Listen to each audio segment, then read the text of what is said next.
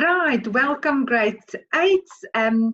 We are going to start today by looking at the new topic, factors of production.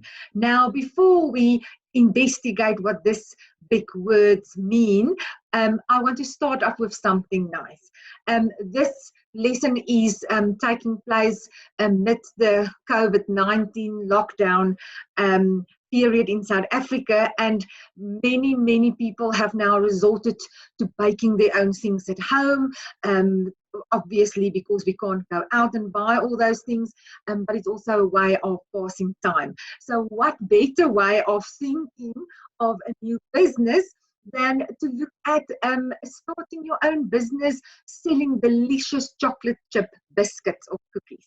So I want you, unfortunately you're now not with your friends. That would have been first prize to sit in a class and do this lesson, but now there where you are, maybe grab a younger brother or sister or mom or dad and ask them to help you. Maybe you can work together as a group. And I want you to think about all the different things that you would need to make, and that would now include obviously to bake the biscuits and package them, and then finally sell this as part of your business that you will open, obviously once we are allowed to have our businesses. So what I want you to do now is take a piece of paper and make a list for me of all those things that you will need in order to make and bake and sell these biscuits. So you can pause the video, then spend some time doing it, and then we will continue.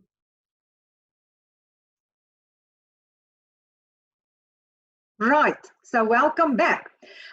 Take those lists of yours and let's see. Here's a few ideas of what I could think of that we might need in order to make these delicious biscuits. You might have some other ideas as well. Please don't think that these are the only items. There might be many more. Your recipe might be different from mine, that you would use to bake your chocolate chip biscuits and cookies. So let's have a look. I hope that you went back way to the beginning where everything started, because we know we need a lot of ingredients for these biscuits, but where do we get those ingredients? Most of these things will start in their raw form on some form of farm or plantation. So maybe you put down that there should be farmers, farm workers, maybe wheat, chickens for the eggs, cows for the milk, delivery trucks, maybe you mentioned eggs, maybe you need tractors in order to plow the land. You need money to start this whole business venture. Cocoa beans, maybe some of you thought back that far. Some of you maybe thought about chocolate, the chocolate chips for the biscuits. Some recipes ask for vanilla essence, so maybe we need those vanilla beans as well. Baking powder, if your recipe asks for baking powder. Some recipes might ask for oil, others maybe might ask for butter. Sugar, milk, more trucks, kitchen, if you're going to do it in your kitchen at home. Maybe you're thinking very big and maybe you want to start your business in a proper factory, in a bakery perhaps. You need some mixers or a hand mixer or a whisk, an oven. If you're not going to do the work yourself, maybe you will have to appoint some people to help you, so employees or workers. If you need to package your biscuits, you might need things like a printer to print the packaging, or outsource it to a printing company. Nee, cardboard to print on. Maybe you first need to put it in a plastic bag for the biscuits to stay fresh. Then you'll need plastic packaging. Where does that come from? All the raw elements. You might need a shop to sell your biscuits to your clients. Maybe you need somebody to work in that shop of yours, a cashier or an assistant. Paper for all the bill slips that you will have to print out perhaps. And then finally, I thought of you as the business owner. You have to organize everything and bring all of these things together. Okay, like I said, there might be many more things that you thought of that would form part of this process of making your chocolate chip biscuits. What I want us to do in the next step is the following. You can do this in your exercise book or even on a piece of paper, and we can stick it in later as well. It doesn't really matter. But now I want you to take that list that you've written down with all the items and elements and things that you would need to make your chocolate chip biscuits. And I want you to group them for me by using this tree map into 4 groups. So see if you can come up, maybe again with the help of some family members or by yourself, to group these items or things into 4 groups so that the same things are grouped together. And you are most welcome to use your textbook as well. Those of you who are taught by me and my students, our textbook, it starts on page 77. So you can use your textbook to help you to organize these lots of items that you thought of in 4 groups for me. And see if you can come up with the headings for each of these groups. So once again, I want you to pause the video and then go and compile and draw up this stream map for us by identifying the different items under a specific group. Good. After you've done that, let's see how our lists compare. Yes, you most probably figured out that we are busy talking about and discussing the factors of production.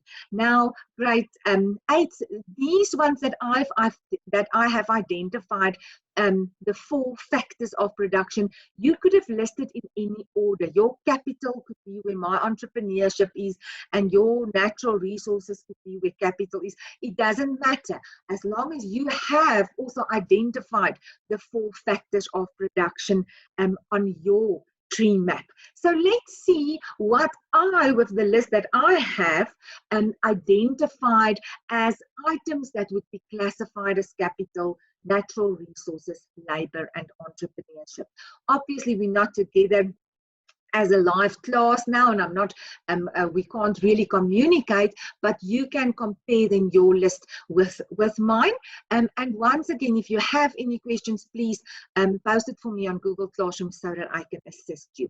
Okay, so if we look at capital, remember that what we also spoke about right through the year is with somebody starting a business, the owner is giving a capital contribution. So that capital is usually in the form of money, and then the business uses that money in order to buy certain things and pay expenses and so on in the business. So money would definitely fall under capital.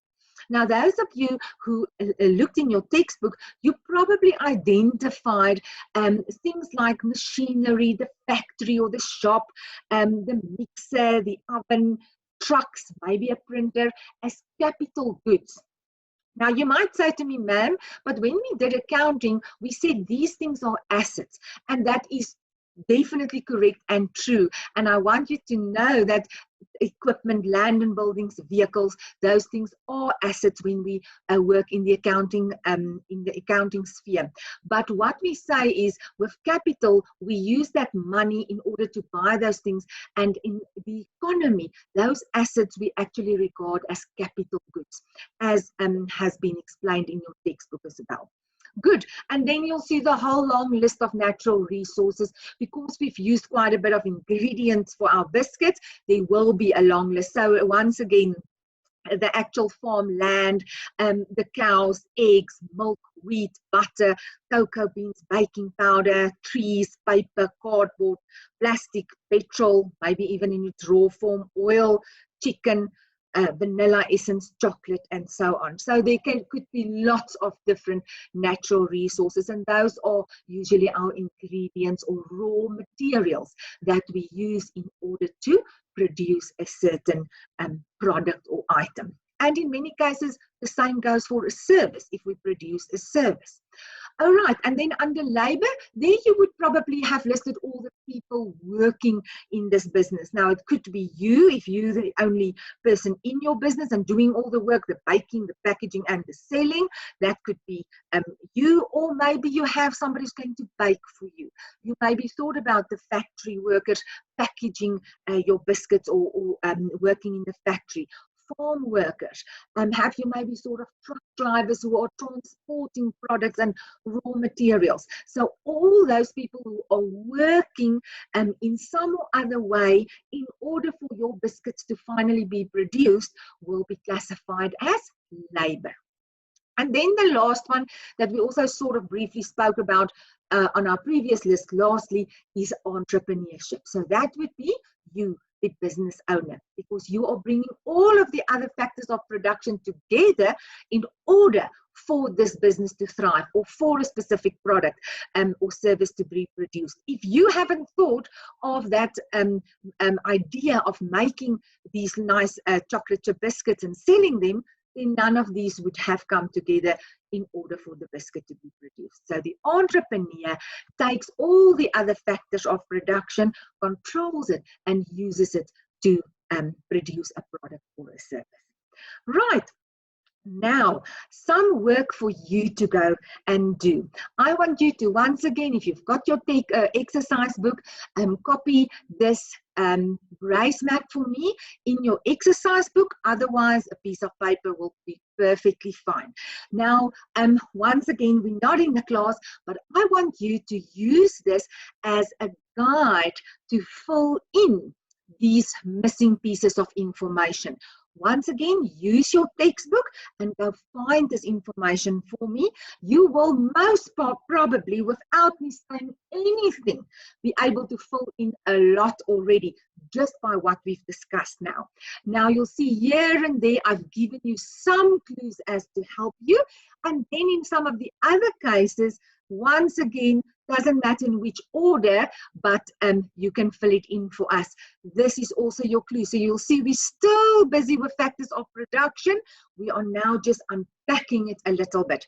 So this is then your work that you must please do for me, and go and work through your textbook, get this information, fill it in for us. And then when I see you for the next lesson, we're going to discuss and once again compare notes to see what have you got, what have I got, and let's put together a nice, full, complete brace map at the end when we see one another again.